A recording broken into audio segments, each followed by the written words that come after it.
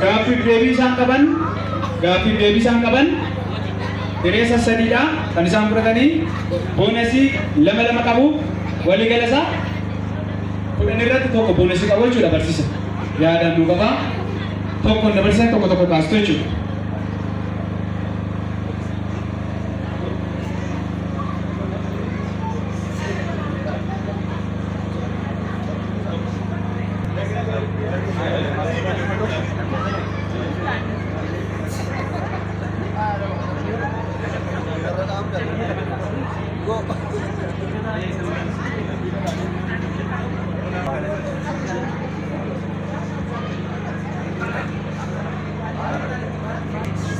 Koyri kameraan jalqaba Amaanu'eel lakkoofsa gadaanaa keessanii himtu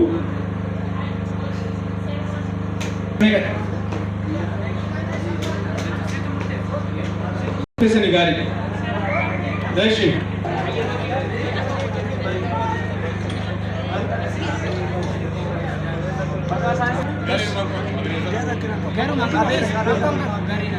Eenyu qabee jira? Lakkoofsa kudhan. Hubadhe. Waliigalli lakkoofsa ijoollee Yaaqoob meeqaa? Filannoo qabaa? Moo hin deebista? 12. 12 jedhu argatan yeroo ta'e beeksistu akkas jedha gaaffichi. Filannoodha. Waliigalli lakkoofsa ijoollee Yaaqoob meeqa ta'uu? 12 jedhee aan 13 baan 12 caan hin baramne daan waan isaa iyyuu hin beekamne. Mooraaleen hin jiru hojjaaru gareen Amaanu'eel mooraalee Sultan darbaa lakkoofsa gadaana gaaffii keessanii 13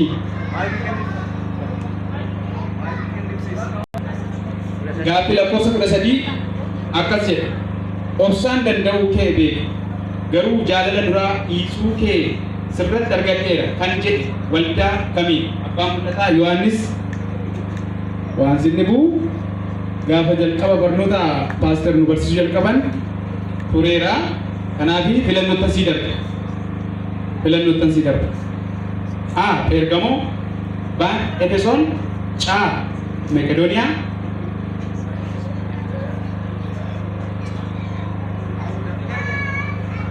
Makedooniyaa hin arganne Efesoonidha. Mooraalee kennaatu maaloo dhabdes gareen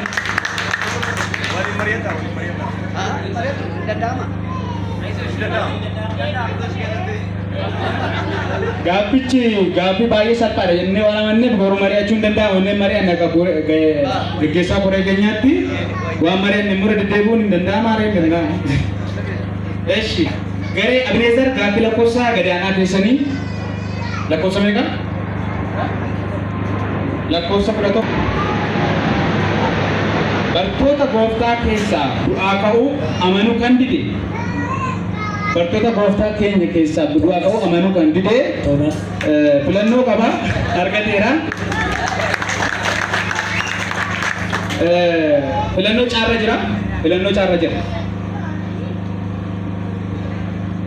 Eshi Amaanu'eel itti dhufanatti fakkaate. Ilmaan Nohi sadan himi filannoo qaba siin waama. Ilmaan Nohi sadan himi. A. Hin danda'amu. Beeti cufiam.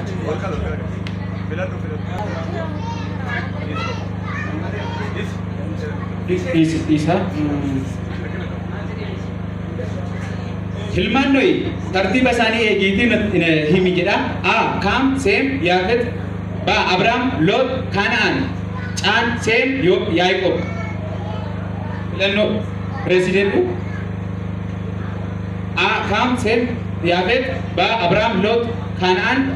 Caan, Seem, Yaaqoob. A. Kaam, Seem, Yaafet. Argattee jirtu. Mooraalee keenyaati. Riyoobot gaaffii lakkoofsa keessanii sattaanu lakkoofsa meeqa? Aanee kan barreeffame kamii jedhe filannoo qaba. Siin dubbisamuun deebista. lannoo qaba. Macaafa Isaayyaasitti aanee kan barreeffame kan A. Macaafa raajii Ermiyaas, Baan raajii Daani'el, Caan raajii Nahimiyaa, Daan macaafa faarfannaa. Ermiyaas argatee jira bagaariitti harka butaati. Sa'aatii keenyatti fayyadamuudhaaf dafnee 12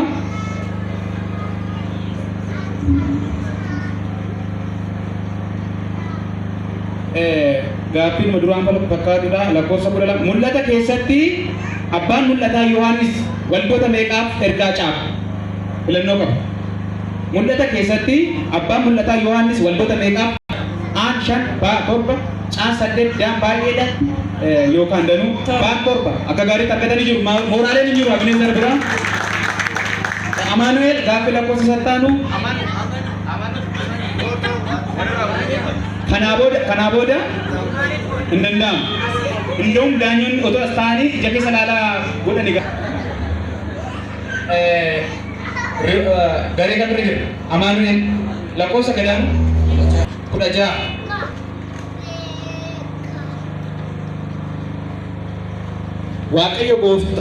Waaqayyo gaaf tokko Abrahaamiin daashii bakka duwwaa keessaatii naa bahii jedheen diinota firoota lammii maatii biyya caan lola jibbinsa keessaa naa bahii jedheen. Baati deebi'a? Biyya argatee jira jedhamaa jiru. Maal mooraaleen akkas jedhe. Raajonni kakuu moofaa keessatti fooniin ol fudhataman bakka duwwaa jedhamu. A. Ermiyaas, B. Isaayyaasii fi Amoos, Caan Eliyaas, D. Nama Waaqaa Enookii fi Raajii Eliyaas jedhamu. Enookii fi Eliyaas. Akka gaariitti argatee jira. Gara Abineezar gaaffii lakkoofsa isa dhumaa.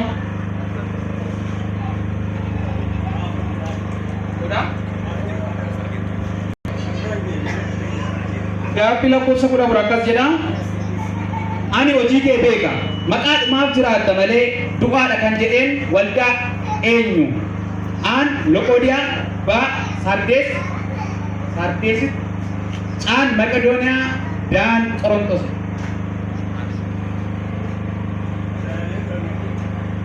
Maqaa maaf jiraatta malee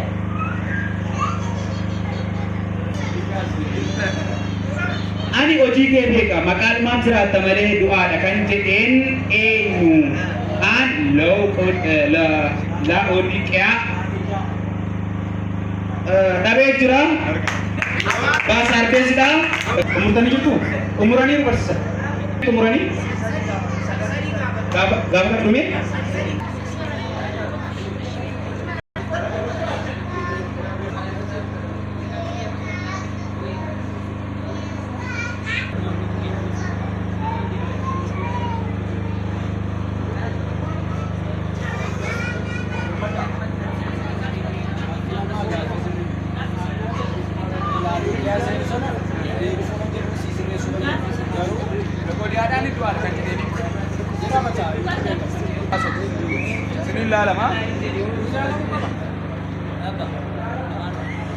Indeebituuf daanyoliin dogoggorree yoo jiraate jechuudha. Eshi jalqaba maal Amaanu'eel irraan ka'e miti ammoo Rehoobot irraan ka'a. Rehoobot gaaffii lakkoofsa gadaanaa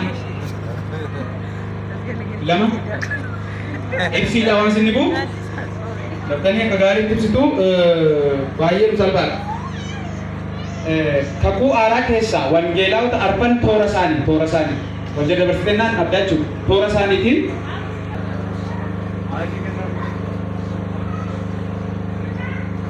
Toora isaaniitiin daftee. Eshi wangeela Maatiyos, Maarkos, Luqaas, Yohaannis. Akka gaariitti argate. Komiin jira jechaa jiru gareen Abineezar ittima turame. Daanyoliin ifaa bilisa. Amaanu'eel lakkoofsa gaaffii keessanii sagadaanaa 3. Abbaa mul'ataa Yohaannisii fi Museen wal fakkeenya isaanii yoo xiqqaate 2 fi isaa ol himi. Abbaa mul'ataa Yohaannis fi Musee wantoota wal fakkeessan lamaaf isaa wal. Musee raajii kakuu moofaa. Ergamootatti mul'atan gaararratti Ergamoota sirriitti ifa godhiti ol ka'itu ibsa sodaatiin.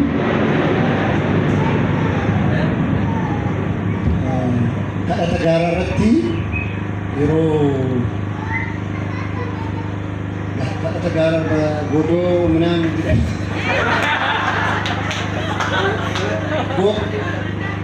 itti mul'atee ture jechuudha. Ergamoonni yeroo tokko kadhata gaararratti ta'e irratti mul'atanii turanii ture. Yohaannis Museen fa'a. Gooftaa Yesuusitti akkasumatti fakkaata deebisaa. Gooftaa Yesuusitti jechuudha. Sinii gala jedhee mayyaadhaan waan ta'anii yaada. Uffatanii tuni wantoota wal isaan fakkeessanii Musee fi abbaa mul'ataa Yohaannis lamaa fi isaa wal jechuudha. Gaaffii cimaadha. Deebii ta'uu danda'a yoo jettan umura irra dabala. Yaata. Gaararratti jechuudha. Kadhata gaararratti yeroo iddoon kun nutti tola, iddoo kanatti godoo ijaarrachuun nuuf ta'a yeroo jedhametti Musee fi Yohaannis mul'ataan arganiiru jechuudha gooftaa Yesuus.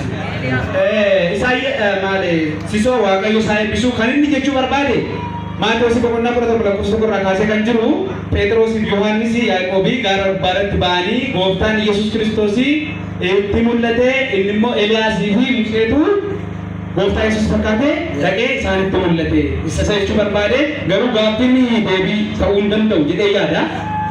Wantoonni isaanii wal fakkeessu tokko nama waaqaa ta'uu isaanii nama waaqaa jedhamanii waamamuu isaanii fi inni lammaffaa fi isaa ol kan jedhamu waaman macaafa qulqulluu keenya keessatti macaafa ergaa 5 yookiin immoo barreessuu isaaniitu wal fakkeessa jechuudha. Abbaan mul'ataa Yohaannis ergaa 5 barreesse, Museenis akkasuma ergaa 5 seera barreesse jechuudha. Akkam daanyoolii waan murteessitan yoo jiraate waan ta'e nutti himu.